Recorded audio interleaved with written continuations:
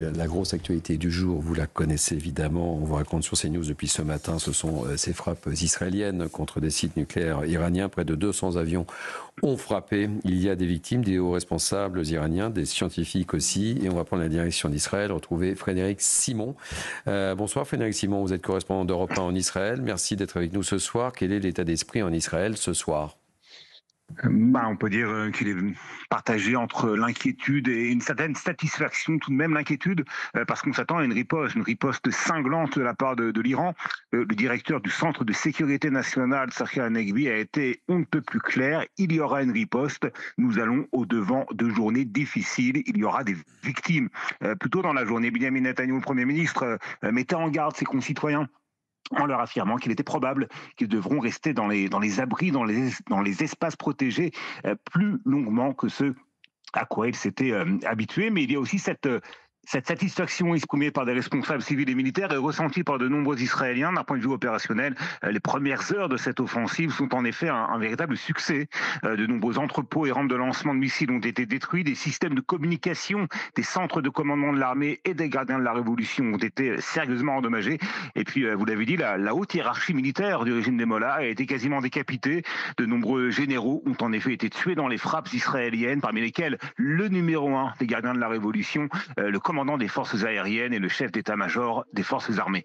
Frédéric Simon, autre question qui se pose ce soir. On ne sait pas à quel point justement ces installations nucléaires iraniennes ont été touchées. On n'a pas la réponse encore précisément ce soir. Ouais, oui, en effet, c'est toute la question. On sait qu'il y a des frappes sur la centrale de Frodo, et puis Benjamin Netanyahu a affirmé qu'Israël avait détruit en partie, en tout cas, le centre d'enrichissement d'uranium de Natanz.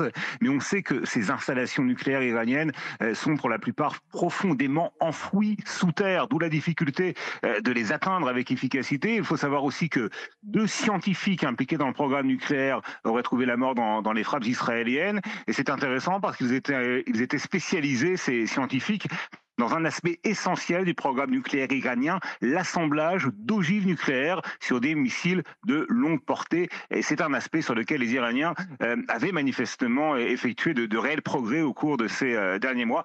C'est un acquis, mais Israël n'a pas encore atteint l'ensemble de ses objectifs. Netanyahou a d'ailleurs déclaré que l'opération durera le temps qu'il faudra. Merci beaucoup Frédéric Simon, correspondant permanent d'Europe 1 en Israël. On marque une pause sur Europe 1 et sur CNews et on ouvre le débat avec nos invités du soir sur ce Punchline Week-end. Nous sommes ensemble jusqu'à 19h. A tout de suite. 18h16, merci de nous accueillir sur Europe 1 et sur CNews. C'est votre Punchline Week-end jusqu'à 19h. L'équipe qui m'entoure en ce vendredi 13. Noémie Alioua est toujours là, Arnaud Klasferm toujours présent, Patrick Martin-Genier est toujours présent, Louis de Ragnel toujours présent. Il y a un petit côté scolaire quand je fais l'appel.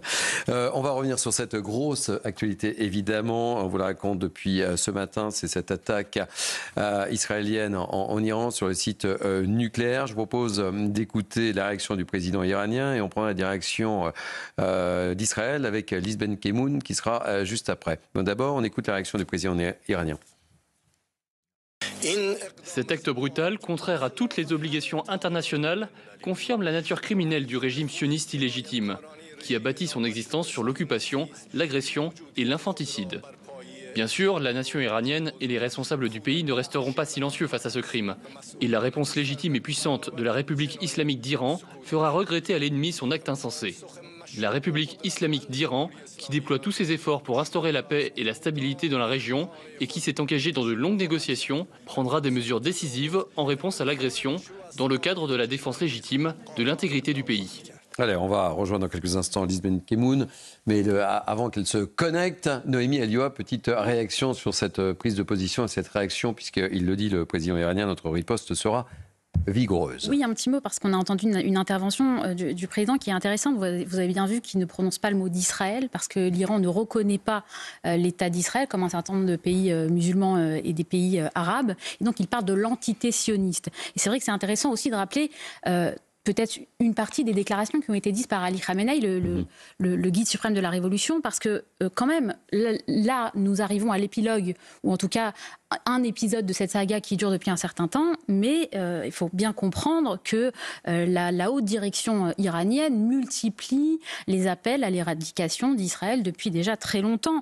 Vous savez bien qu'Ali Khamenei, lorsqu'il s'agit d'Israël, évidemment, il parle de l'entité sioniste, c'est toujours le terme qui est utilisé, et il parle d'une tumeur cancéreuse. Il parle toujours d'une entité sioniste à détruire. Il faut comprendre le contexte et la façon dont l'Iran menace Israël depuis des décennies pour comprendre aussi pourquoi aujourd'hui c'est une obligation et c'est inéluctable pour Israël de s'attaquer à ce programme nucléaire qui, de toute évidence, et pas seulement par des sources israéliennes. Je rappelle que hier, l'AIEA, donc l'organisation onusienne chargée de vérifier et d'expertiser les programmes atomiques, montrait bien que le programme nucléaire iranien n'était pas un programme civil, que l'enrichissement de l'uranium dépassait très largement les taux d'un programme civil. Et donc, qu'en bref, que l'Iran prépare une bombe atomique. Et donc, il est très difficile pour Israël de considérer, si elle ne l'a pas déjà... et donc, on comprend pourquoi c'était obligatoire pour Israël d'agir. Et nous sommes avec Lise Benkemoun. Bonsoir Lise, vous êtes notre correspondante permanente en Israël. Nous sommes parlé ce midi. Quel est l'état d'esprit quelques heures après? Vous avez entendu le président iranien, la riposte sera vigoureuse. Il y a eu d'autres réactions encore plus virulentes. Quel est l'état d'esprit, le climat au moment où on se parle, Lise? On savait très bien, quand Israël a lancé cette opération, que la riposte aurait lieu et qu'elle serait sans doute vigoureuse. Après, c'est vrai que pour l'instant, on est prudent. Reuters vient d'expliquer que normalement, cette riposte aurait lieu dans les prochaines heures de ce soir. Le mur des lamentations, qui normalement n'est jamais fermé, a été vidé ce soir. Il n'y a pas d'office dans les synagogues. Tout le monde, normalement, est censé rester près des abris et être prêt à tout. Benjamin Netanyahu a pris la parole tout à l'heure pour faire un deuxième bilan de ces attaques et il a mis en garde contre cette riposte. Il a dit aux Israéliens, il faut s'attendre à une attaque contre nous et ça peut prendre la forme d'assauts par vague très sévères. Donc, il a recommandé vraiment la prudence à tous les Israéliens. D'un autre côté, c'est évident que les généraux aussi sont prêts à ça. Ils le savaient en lançant cette opération. L'un d'eux a dit tout à l'heure que l'ennemi allait intervenir et qu'il fallait minimiser les dégâts et préserver la capacité offensive d'Israël. L'armée israélienne a d'ailleurs commencé à déployer des réservistes qui proviennent de toutes les unités, partout sur tous les théâtres d'opération de cette guerre. Donc on sent bien qu'il y a une tension, mais c'est un peu, entre guillemets, le calme avant la tempête à l'heure où on se parle, Thierry, parce que là, bien sûr, on sait ce qui s'est passé, on ne sait pas ce qui va arriver. Le gouvernement iranien lui-même a diffusé une déclaration sur les téléphones de ses citoyens promettant de venger ses martyrs et de faire une grande attaque. Ils ont dit on n'a pas encore commencé la guerre, mais la fin de cette histoire sera écrite par l'Iran. Donc bien sûr qu'on s'attend à une riposte, mais pour l'instant, il faut avouer que l'opération israélienne est tout de même assez impressionnante et de toute façon, elle était inéluctable, comme l'a rappelé le Premier ministre israélien. Si l'Iran possède l'arme nucléaire, Israël cesse d'exister. Donc, il n'y avait pas d'autre choix. C'était très important. Et ça, bien entendu, c'est sans compter sur la menace balistique qui, elle aussi, est énorme. On parlait d'un système qui produit 300 missiles par mois. Ça fait 10 000 missiles en 3 ans. Donc, voilà, c'était extrêmement important et vital pour Israël de s'attaquer à la tête de la pieuvre. On sait que l'Iran mène une guerre multifront contre Israël, à la fois avec le Hamas, avec le Hezbollah, avec les Houthis du Yémen, avec tout ce qu'elle peut utiliser pour détruire, comme disait Noémie, l'entité sioniste. Et ils ont des missiles d'une portée de plusieurs milliers de kilomètres. C'est un danger pour Israël, c'est un danger pour la région, c'est un danger pour le monde entier. Lise, dernière question et une réponse très, très rapide. Israël, en fait, a fait le job que d'autres ne veulent pas faire, en fait, ce soir. C'est ce qu'on peut dire. Oui. C'est vrai, absolument, mais on espère que justement, ces gens-là le verront et on peut dire déjà en Israël qu'on se réjouit par rapport à la position d'Emmanuel Macron qui a discuté avec Benjamin Netanyahou alors qu'il y avait une grande tension entre les 2 pays ces dernières semaines. Le fait qu'il ait décidé déjà de reporter la conférence internationale pour la reconnaissance de l'État palestinien, c'est qu'il a compris qu'il y a quelque chose qui se jouait aussi et on le dit depuis le début, mais c'est une guerre de civilisation et Israël est là aussi pour défendre les valeurs de l'Occident. Merci beaucoup, Lise Benkemoun, notre correspondante permanente en Israël. Merci beaucoup pour ce témoignage. Vous voyez, les téléspectateurs peuvent voir Lise s'exprimer devant une photo ou devant le panorama de Tel Aviv. Il suffit d'une bombe pour détruire, en gros, Israël. Et même si Israël réplique, on disait tout à l'heure, l'Iran est 80 fois plus grande que l'Iran. Et donc, quelques bombes atomiques sur l'Iran, l'Iran restera, tandis qu'Israël sera détruit. Donc, Israël n'a pas anticipé le 7 octobre. Ça a été dramatique. Israël n'a pas anticipé. Et ça a été beaucoup reproché au Premier ministre israélien. Israël n'a pas anticipé la guerre de 73. Ça a failli être la fin d'Israël.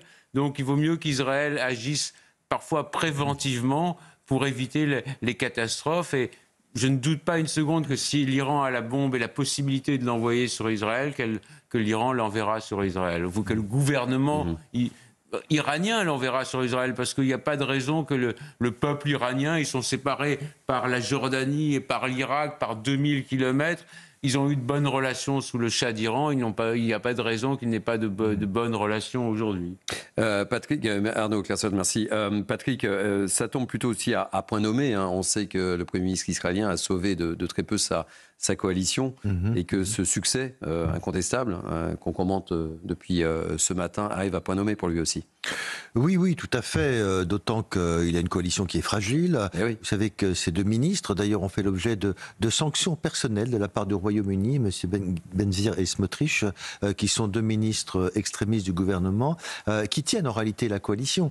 Donc il a aussi là cette volonté de montrer qu'il est capable de riposter, mais il fallait être naïf pour penser que l'Iran n'avait pas cette capacité nucléaire. Il y a plus de 90% d'enrichissement d'uranium. Bien évidemment qu'ils avaient cette capacité. Ce qui est important aujourd'hui, moi la question que je me pose, c'est que peut faire l'Iran ? Certes, il peut frapper Israël, mais on a bien vu que les dernières ripostes, en fin de compte, avaient été un échec, et heureusement.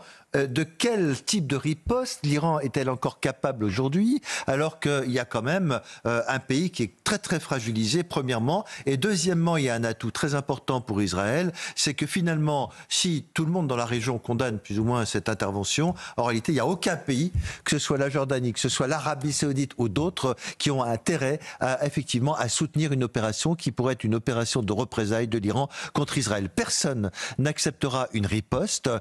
Pourquoi ? Même la Jordanie, on l'a dit, on parlait tout à l'heure d'une coalition avec la Jordanie et la France. Bien évidemment que ces pays n'ont pas du tout intérêt à ce qu'il y ait un embrasement dans la région. Et enfin, ce qui est important, c'est que d'ores et déjà aujourd'hui, les États-Unis et l'Europe affirment haut et fort leur capacité de soutien à Israël dans l'hypothèse où des drones tomberaient. Il faut que la France, il faut que les États-Unis disent oui, nous intercepterons des drones si jamais Israël est attaqué. Et enfin, dernier élément, c'est un élément peut-être important, certains sont sceptiques, mais de dire que Trump doit absolument faire pression pour qu'il y ait un retour de l'Iran à la table des négociations. Est-ce que cela, je sais que certains sont très très pessimistes à ce sujet, est-ce que cette frappe, qui à mon avis est quand même un affaiblissement du régime iranien, va forcer ce régime à retourner à la table des négociations? Alors on va parler politique, Louis de Ragnel, puisque Emmanuel Macron doit intervenir à 18h40, si vos informations sont bonnes. En ce moment même, il est en train de parler au téléphone avec le président égyptien, le maréchal Sissi. Très bien. Louis de Ragnel, notre spécialiste politique. Alors, on va en parler dans quelques instants, mais je voudrais vous faire écouter les réactions de François Bayrou. Et on commente et on décrypte ensemble ce soir sur CNews et sur Europe 1. François Bayrou. Ce que la France a condamné depuis longtemps, c'est la prolifération nucléaire à laquelle l'Iran, avec son régime, se livre depuis longtemps. Et ce que la France dit, c'est les États de la région, y compris Israël, ont le droit de se défendre et d'empêcher que le pire des accidents puisse arriver dans les temps qui viennent. Et après, tout le monde voit bien que tout ceci c'est des éléments de danger pour le monde, mais en Ukraine, en Extrême-Orient, partout, y compris en Occident, il y a aujourd'hui des risques qui n'existaient pas hier. Et donc, tout le monde dit au fond, il faut faire attention à ce qu'il n'y ait pas une dégradation et une explosion. François Bayrou, Louis de Ragnel, la France réaffirme le droit d'Israël à se protéger. On attend avec attention la prise de parole d'Emmanuel Macron dans un tel contexte. Il y a un alignement entre ce que dit François Bayrou et Emmanuel Macron, et on voit que François Bayrou ne dit pas exactement la même chose, par exemple, que Jean-Noël Barrot, le ministre des Affaires étrangères. C'est flagrant. Comment ? C'est flagrant. Mais voilà, bon après ça fait partie des joies des coalitions politiques instables où chacun peut dire un peu ce qu'il veut. Mais on voit bien que François Bayrou commence par insister sur le droit qu'Israël a à se défendre, sur le danger que représente le régime des Mollahs en Iran. Donc voilà, donc on attend de voir ce que va dire Emmanuel Macron, qui est un peu coincé parce qu'il s'apprêtait à lancer une initiative pour reconnaître la Palestine et inciter d'autres pays à reconnaître la Palestine. Et donc, patatras, c'est arrivé au mauvais moment pour lui. Et heureusement d'ailleurs qu'il a renoncé. On verra d'ailleurs s'il confirme vraiment qu'il renonce à ce souhait, en tout cas tel qu'il le souhaitait initialement. Mais s'il persistait, à mon avis, ce serait catastrophique en termes d'image de la France, qui est quand même, on a une image qui est quand même assez mauvaise. On est complètement à l'extérieur. Vous êtes gentil en disant ça. On est complètement mal avec la Russie, mal avec les États-Unis. Et puis on est complètement à l'extérieur de tout ça. On voit bien que l'histoire, elle se joue sans nous dans la région. Et ça se joue entre les Américains et les Israéliens. Il n'y a pas que sur ce dossier. Et nous, manifestement, on n'est pas un partenaire aujourd'hui qui est informé, qui est mis dans la boucle, tout simplement parce qu'aujourd'hui, on a fait la démonstration qu'on était plus fiable. Vous avez vu ce qu'avait dit l'ambassadeur d'Israël en France, hein. Il dit non, on n'a pas vraiment spécialement tenu au courant les Français. Bien sûr. Voilà. Et puis vous voyez simplement ça veut tout dire, hein. Ce petit symbole, qui n'est pas un petit symbole d'ailleurs, c'est la fermeture quand même des accès pour le public de quasiment toutes les ambassades d'Israël dans les pays d'Europe, et à commencer par la France. Allez, il est 18h30 et je suis à l'heure. C'est un exploit. Maureen Vidal est avec nous ce soir sur Europe 1 et sur CNews. On fait un tour complet de l'actualité avec vous, ma chère Maureen. Bonsoir. Bonsoir Thierry, bonsoir à tous. À la une de l'actualité, une marche blanche se déroule actuellement à Nogent en hommage à Mélanie, cette surveillante de 31 ans tuée mardi par un collégien. Le point de départ était le collège Françoise Dolto. De nombreuses personnes sont présentes. La mairie de la ville avait annoncé 1 millier de participants à venir. L'émotion est forte dans cette ville de Haute-Marne.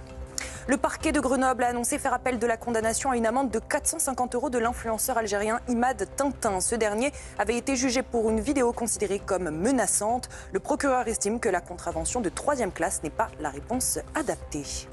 Et un dernier adieu à Philippe Labro ce vendredi. Ses obsèques se sont déroulées en l'église Saint-Germain-des-Prés à Paris. De nombreuses personnalités sont venues rendre hommage aux journalistes, paroliers, cinéastes, Laetitia Hallyday, Rachida Dati, Sophie Davant ou encore Patrick Cohen. Philippe Labro est mort le 4 juin dernier à l'âge de 88 ans. Merci beaucoup, ma chère Maureen Vidal. On va marquer une pause.